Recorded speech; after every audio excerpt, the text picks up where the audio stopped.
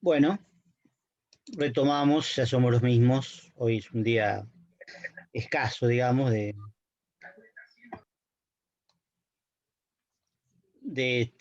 presencias, pero bueno, espero que después vean la clase grabada o no, qué sé yo.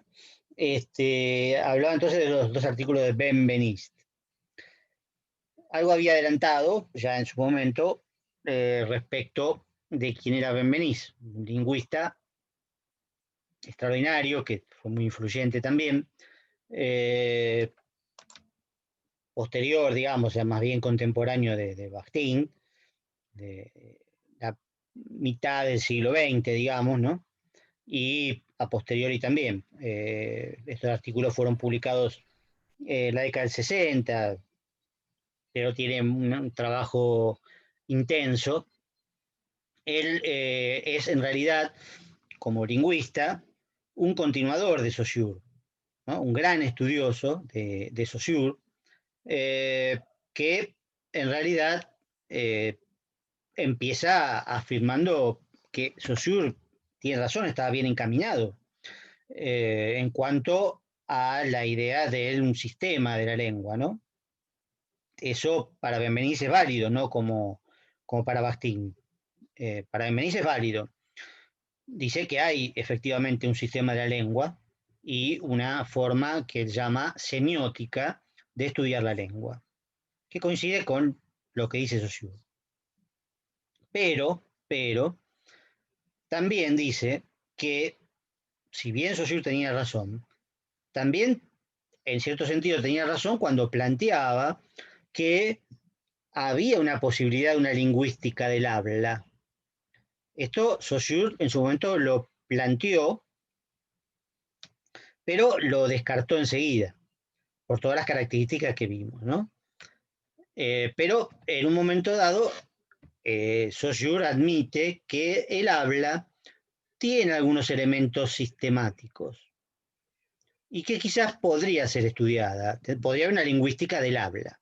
La lingüística propiamente dicha se dedica a la lengua.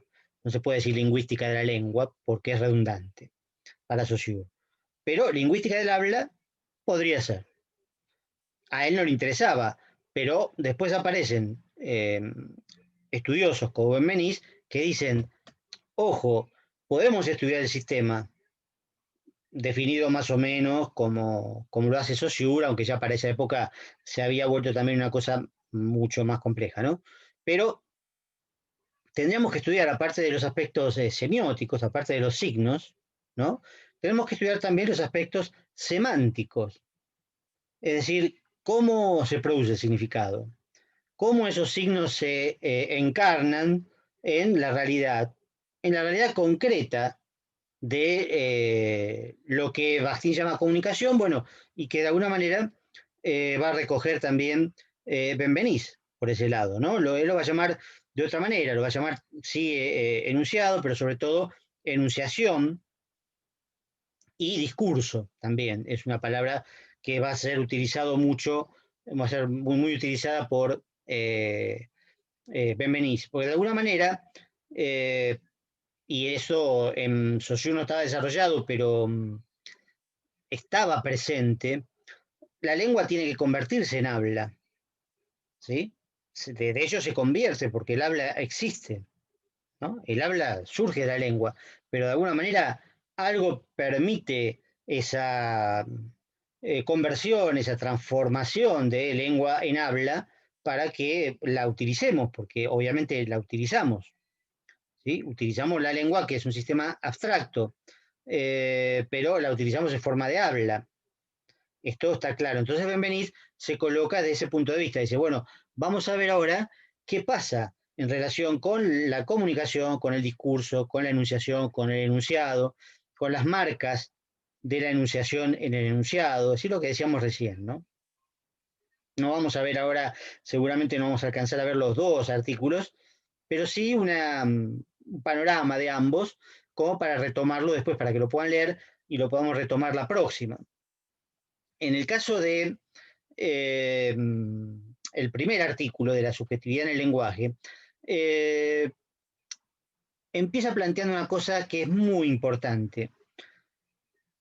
Benvenís. Dice, bueno, es que el lenguaje muchas veces es considerado una herramienta o un instrumento de comunicación, ¿no? Es decir, algo que le sirve a los individuos para comunicarse.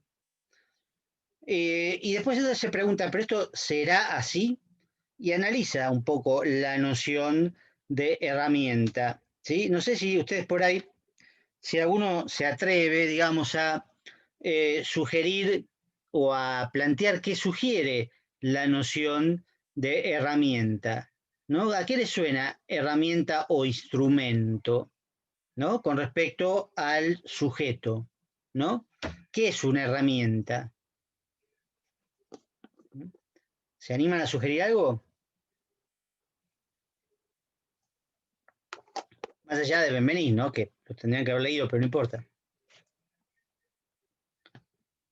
¿Qué es una herramienta? Un canal, no sé, un medio. Un medio podría Algo, ser. algo del que se pueda valer. Perfecto, perfecto. Pero con otras características también, ¿no? Pensemos una herramienta o un instrumento muy evidente, el martillo, una tijera, ¿no? Si es algo útil, alguno de lo que se puede valer, como muy bien dijiste. ¿Y qué más? ¿No? Una cosa para solucionar. Bueno, es un poco lo que decía el compañero, ¿no? Algo de lo cual nos podemos valer, lo podemos utilizar, ¿no? Sí. ¿Y qué más? Digo, para verlo concretamente, un martillo, una tijera, ¿sí? Una lapicera, ¿sí? La agarro y la pongo acá, ¿sí? Es en un momento una herramienta si la uso, ¿no? Pero ¿qué relación tiene conmigo, ¿no? ¿Es un medio tangible para un fin?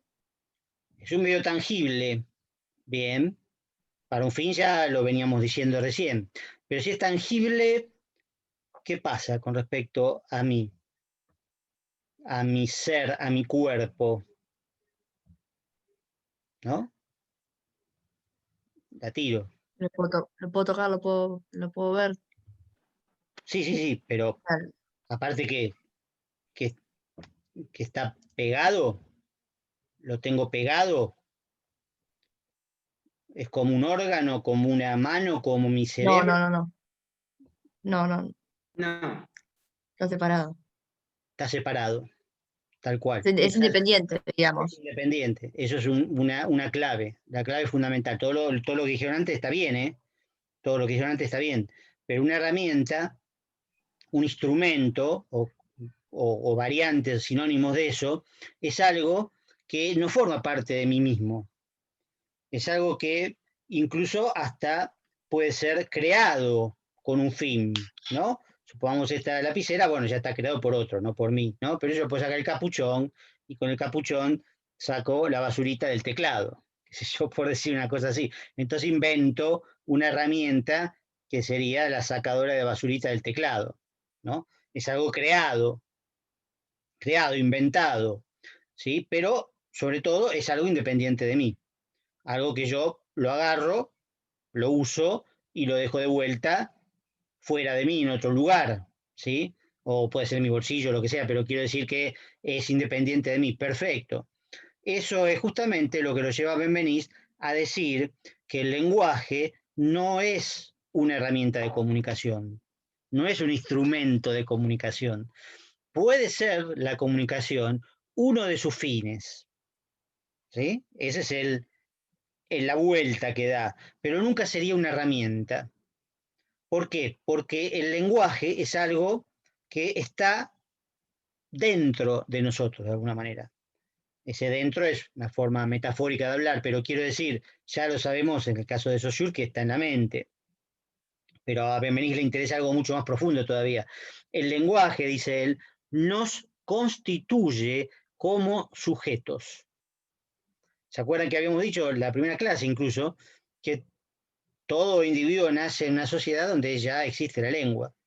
Y no hay una lengua sin sociedad ni una sociedad sin la lengua, ¿sí? Nosotros somos la única especie que está capacitada para desarrollar el lenguaje hablado.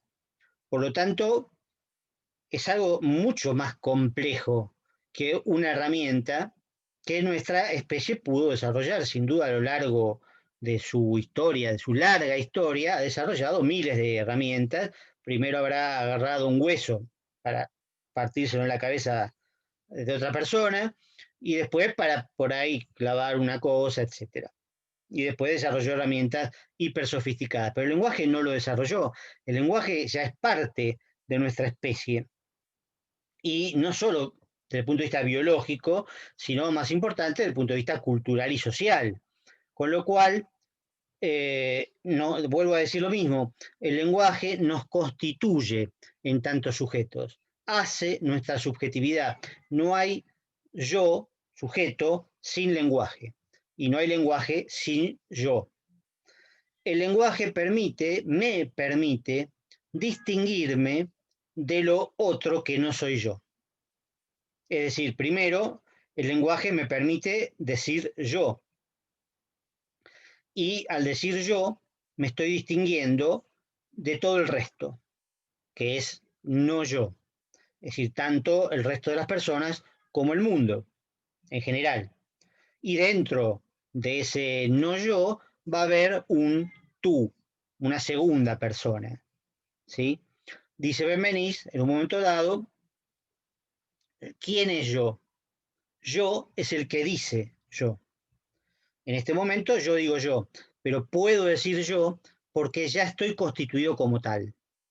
El lenguaje es, de alguna manera, la posibilidad de adquirir autoconciencia como sujeto, cosa que, como sabemos, también es propia y exclusiva de la especie.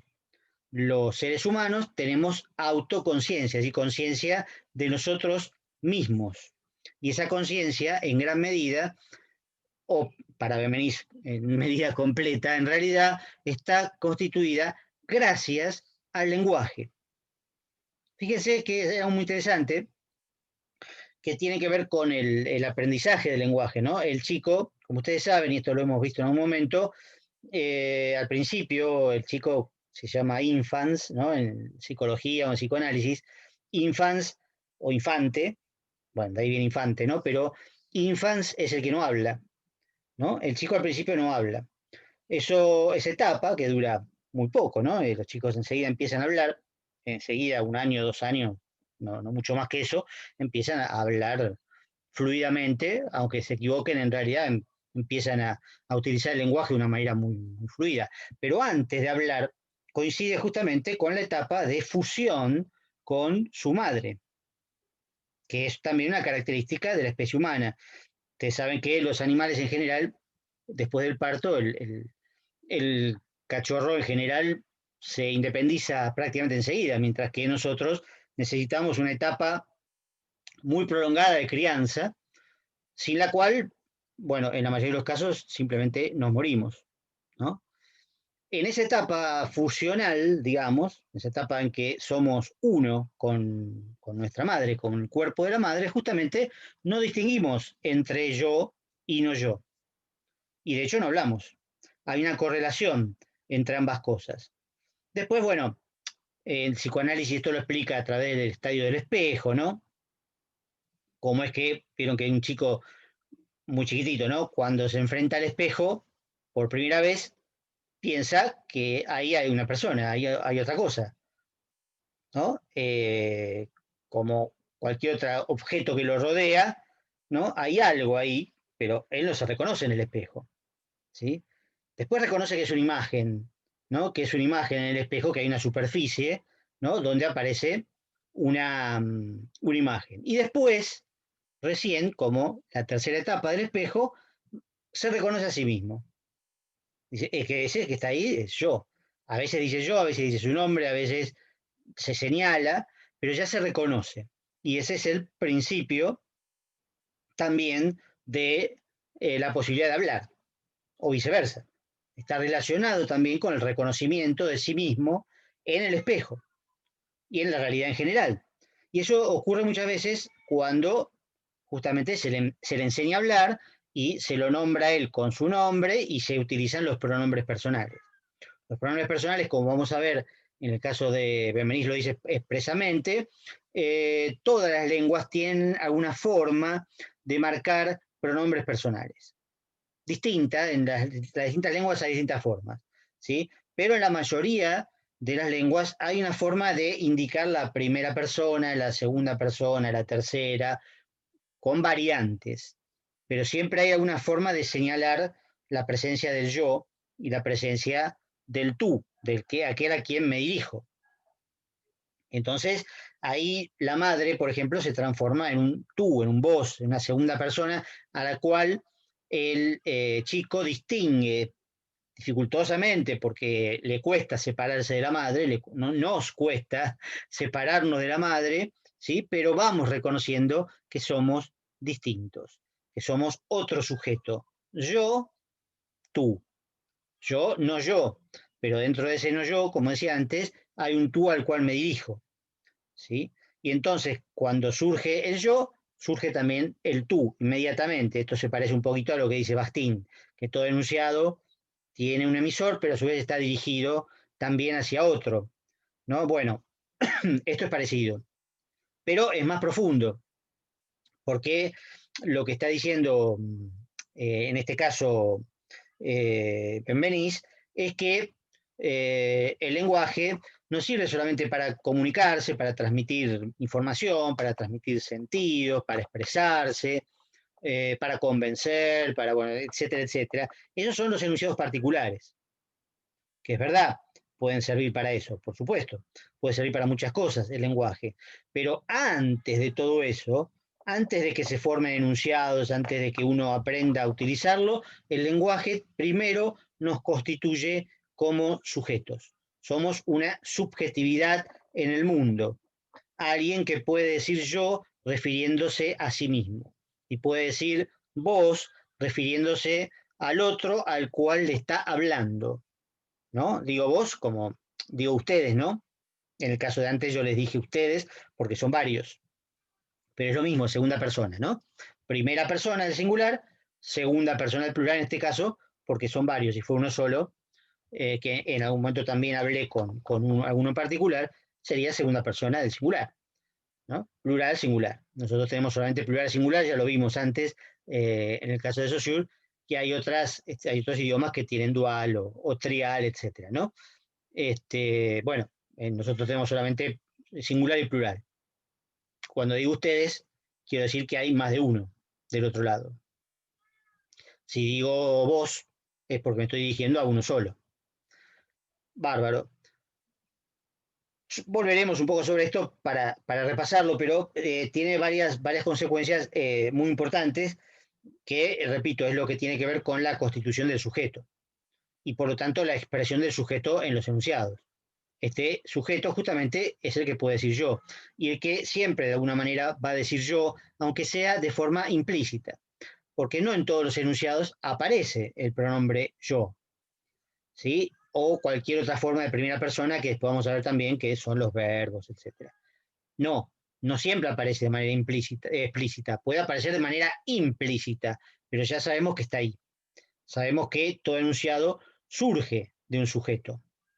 Y como dice en el otro artículo, la enunciación es el individuo que se apropia de la lengua para utilizarla, para ponerla en funcionamiento en una situación concreta. Eso es la enunciación. La enunciación es convertir la lengua en discurso, en habla, diría Saussure, pero sería concretamente en discurso, en enunciados. ¿Sí? Y en ese proceso está presente el sujeto. No hay otro que lo haga, obviamente. El que lo hace es el sujeto.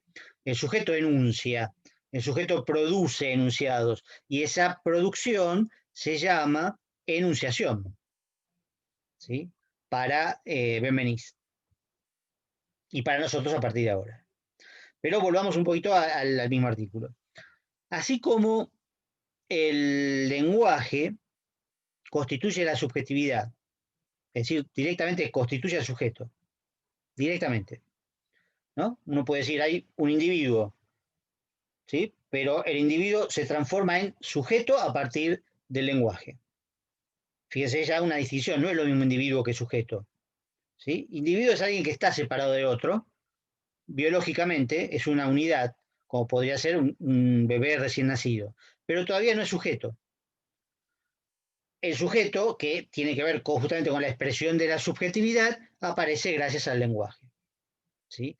Y vamos a ver que ahí hay una, tanto en francés como en castellano, en otros idiomas no, pero en francés o en castellano la palabra sujeto o sujet en francés tiene un doble significado muy significativo, es muy interesante, muy atractivo. Por un lado eso, el sujeto como una especie de sinónimo de individuo, o lo que el individuo se convierte gracias al lenguaje, ¿no? Está bien, eso es verdad. Pero también sujeto significa sujetado. Alguien que está sujetado, ¿no? También puede ser un objeto, ¿no? Una cosa puede estar sujetada. Pero acá estamos hablando de un individuo. El individuo sujetado, el sujeto, está sujetado por el lenguaje. Así que el lenguaje es algo que nos condiciona de manera muy profunda, cosa que ya sabemos desde Saussure. Lo que pasa es que Saussure no lo desarrollaba filosóficamente, por decir así, pero sí Bakhtin y en alguna medida también Benveniste, ¿no? En cuanto se mete con la cuestión de la conciencia, ¿no? Que ya es algo que no es exclusivamente lingüístico, sino que ya tiene que ver con la filosofía, con la psicología, etcétera, ¿no? No, por supuesto, no vamos a avanzar mucho en ese terreno, son materias que ustedes tienen por otro lado, entonces tampoco hace falta meterse tanto en ese terreno.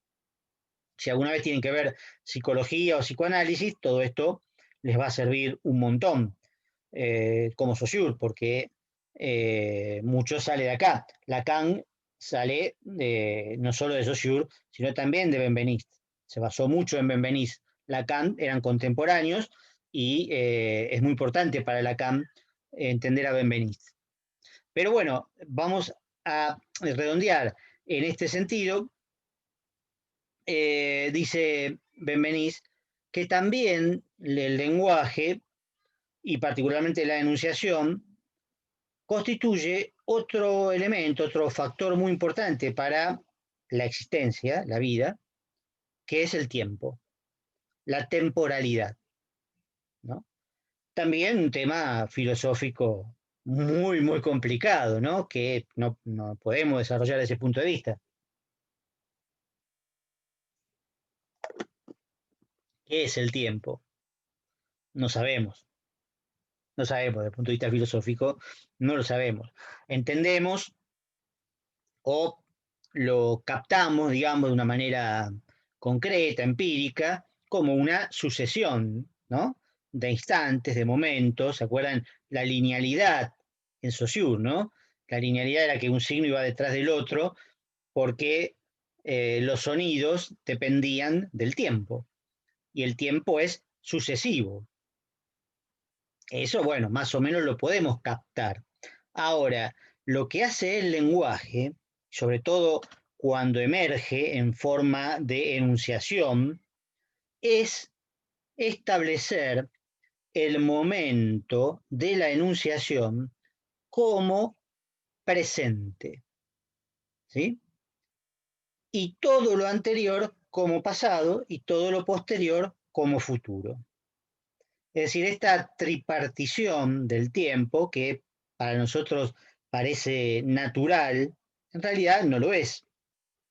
El tiempo es, sí, en todo caso, un continuo de instantes. Ninguno es en sí mismo pasado, presente o futuro. Son todos iguales. Midamos como lo midamos. Segundos, años, siglos, lo que fuera. Quizás haya tiempos paralelos, quizás el tiempo sea lineal o circular. Eso no lo sabemos. Pero lo vivimos como una sucesión. Ahora lo percibimos como presente gracias al lenguaje. El lenguaje, así como nos permite decir yo, nos permite decir ahora, en este momento. el momento en el que estamos hablando o en el que yo estoy hablando, ¿sí? Pero también estamos hablando porque recién hablamos, ¿no? Intercambiamos algunos enunciados, ¿sí? Este momento es el presente. Todo lo anterior es el pasado. Y todo lo que está por venir, que suponemos que está por venir porque no ha sucedido todavía, ¿sí? Bueno, eso es el futuro. Tampoco tenemos certeza del pasado, pero eso también es una cuestión filosófica. Tenemos recuerdos, que no es la misma forma de existencia que el presente o que el futuro. Pero esa división, lo importante, reitero, es que está establecida por el lenguaje. También pasa que en la mayoría de las lenguas o en todas las lenguas hay una caracterización de estos tres tiempos. No siempre con verbos, como en castellano, sino a veces con otro tipo de estructura o de partícula o de palabra. ¿Sí? Hay idiomas que no tienen presente, hay idiomas que no tienen futuro. Bueno, eso no importa, pero tienen formas de marcar el presente, el futuro y el pasado, porque es justamente propio del lenguaje como tal, no de lenguajes particulares. El lenguaje que nos permite, como decía recién, decir yo, nos permite también decir ahora, es el presente, en el cual estoy hablando, en el cual estamos hablando, y lo que venga es el futuro. Que, por supuesto, el futuro se va a transformar en presente, y este presente se va a transformar en pasado. Es una transformación permanente, ¿sí? Una transformación permanente. Pero el lenguaje fija esa tripartición que no existe en la realidad. En la realidad es continuo. El futuro se transforma en presente, que a su vez se transforma en pasado. Es una manera de verlo, incluso hasta metafórica, ¿sí? Porque no sabemos si funciona de esa manera. Pero el lenguaje lo hace funcionar de esa manera. Entonces, el lenguaje establece las personas y establece el tiempo, la subjetividad y la temporalidad, que existen, dicho al revés, gracias a la existencia del lenguaje previa. Previa o simultánea, en realidad, ¿no? Previa o simultánea. Si no hubiera lenguaje, no podríamos distinguirnos como sujetos. Si no hubiera lenguaje, no podríamos distinguir la diferencia entre presente, pasado y futuro. O dicho de cualquier orden, no importa el orden. Depende desde donde lo veamos. Eso no tiene importancia justamente porque el orden lo establece el lenguaje, ¿sí? Y eso hace que, bueno, lo vivamos como natural, pero no tiene nada de natural. Después vamos a ver cómo se realiza la temporalidad en términos de palabras, qué tipo de palabras. Recién adelanté la más evidente, que es la de los verbos. Los verbos tienen tiempo, tiempo presente, tiempo futuro, tiempo pasados, que en castellano se llaman pretéritos. Bueno, eso es básicamente en una lengua en particular, que es la que nosotros hablamos y es la que vamos a usar para analizar los distintos textos que tengamos que analizar, ¿no? En función de su temporalidad o de los tiempos que aparecen en él.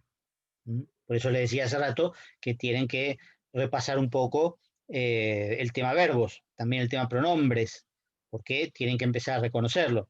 Pero recuerden que tienen material en el tema 3, tienen un montón de videos muy buenos sobre estos dos artículos y sobre todo este tipo de marcas que aparecen en el enunciado.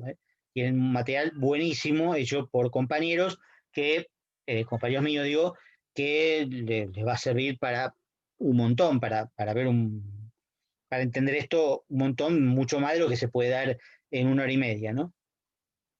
Y para terminar, justamente, y para terminar con este artículo, algo que dice Benveniste sobre la importancia de la primera persona.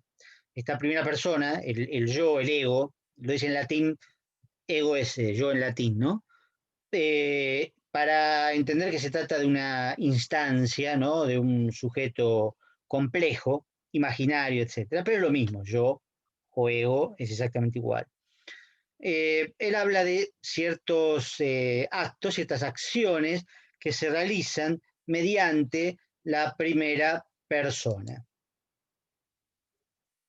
Por ejemplo, él habla, qué sé yo, del acto de jurar, ¿no?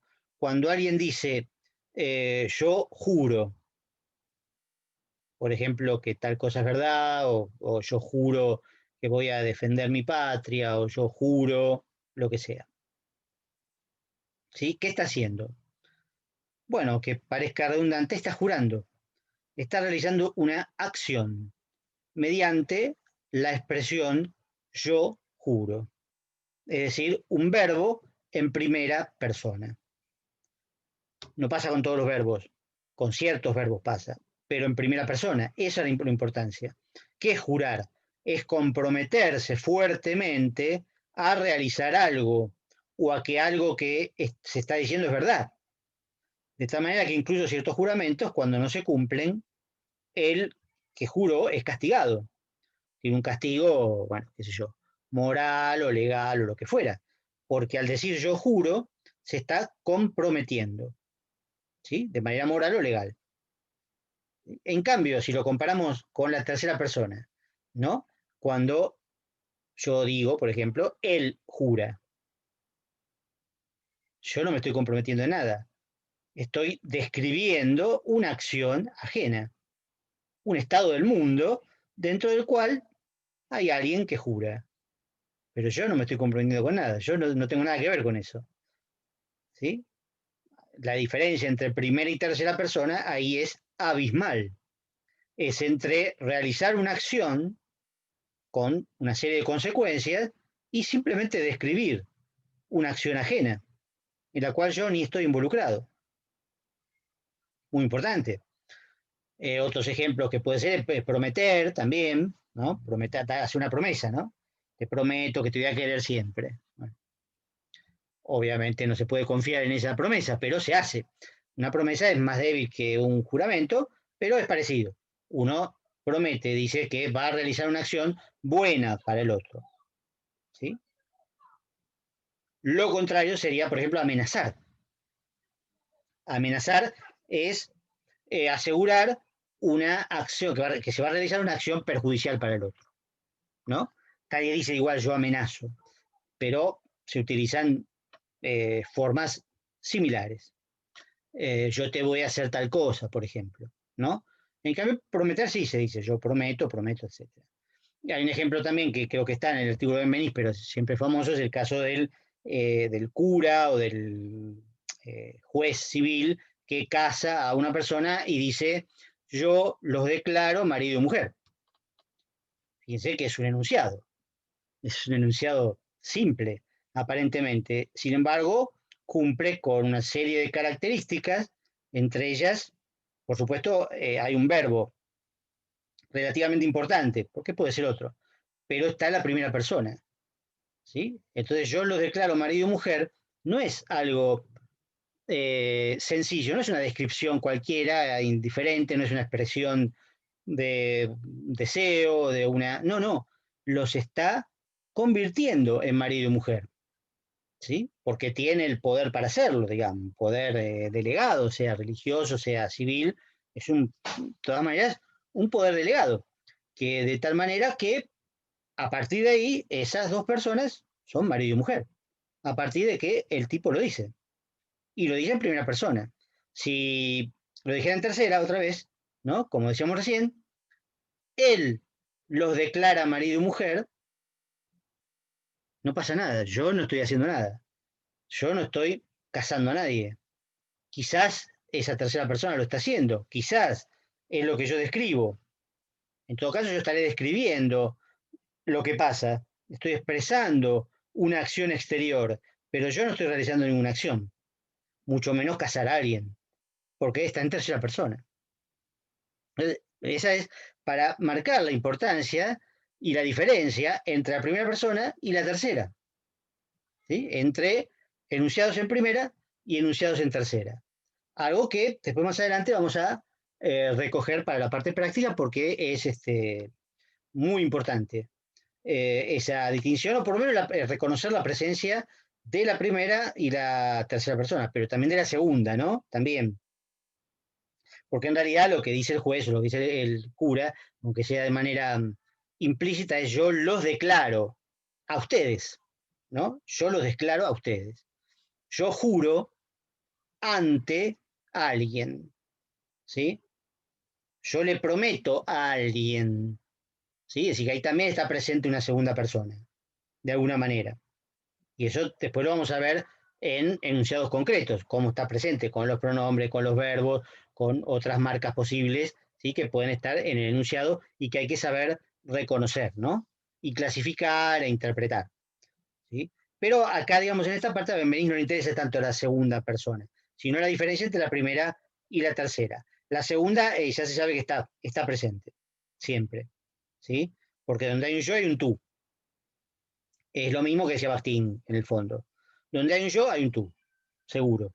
Pero pueden no haber marcas lingüísticas concretas, visibles, entonces no se puede analizar. No se puede analizar. Sabemos teóricamente que está presente, pero no se podría analizar en la parte práctica, que es a lo que tenemos que tender a partir un poquito de la clase que viene o de la otra.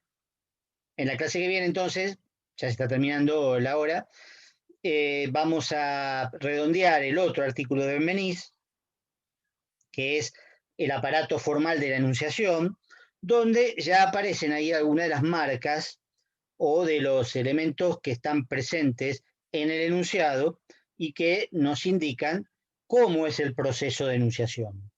¿Sí? Ya le di la definición de enunciación, pero ahora vamos a ver cómo se produce esa enunciación de manera concreta y qué marcas aparecen en el enunciado. Cuando digo marcas, estoy diciendo, en el caso de enunciados orales o escritos, es decir, del lenguaje, digo palabras concretas, palabras que conocemos, ¿no? Es decir, como decía recién, pronombres, verbos, a veces sustantivos, adjetivos, etcétera. Palabras. Si fuera otro tipo de lenguaje, como el visual, ¿no? Ya les dije esto, también se puede hablar de enunciación y enunciado, solo que las marcas son distintas porque obviamente no están presentes las palabras. La enunciación visual tiene otras características y el enunciado visual tiene otras características. También hay un punto de vista obvio, ¿no? Donde uno pone la cámara es el punto de vista, de alguna manera, es como el yo, ¿no? El lugar desde donde se ve. En pintura también pasa lo mismo, ¿no? El lugar desde donde se ve es como el yo.